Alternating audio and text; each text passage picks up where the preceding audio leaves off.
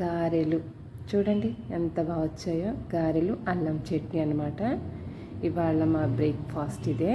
అయితే చాలామందికి గారెలు అయితే రౌండ్ షేప్లో రావండి, నువ్వు లాగేయడం గడి జరుగుతూ ఉంటుంది. కానీ నేను వేసాను చూడండి, ఆకులతో వేస్తే చాలా బాగుస్తాయి. ముందు ఆయిల్ వేడి చేసుకోండి, తర్వాత రుబ్బుకున్న పిండిలో సాల్ట్ వేసి కొంచెం జీలకర్ర వేయండి.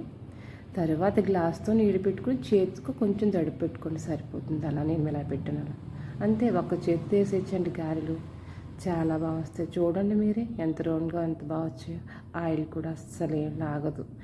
నేను రెండో రకమైన పిండి కానీ నూక కానీ ఏం కలపలేదండి, ఓన్లీ మినపపిండి మాత్రమే. అది చాలా బాగా వస్తాయి. మీరు కూడా ట్రై చేయండి. కొంచెం మృదువుగా రుబ్బుకుంటే సరిపోతుందండి పిండి అయితే.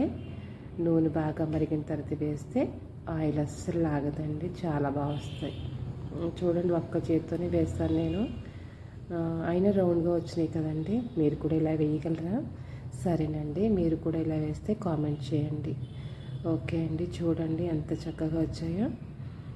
చూడండి ఆయిల్ కూడా అస్సలు పీల్చుకోలేదు. నేను ఎంత వేసానో ఆయిల్ అంతా అలానే ఉంది. అదిగోనండి గారెలు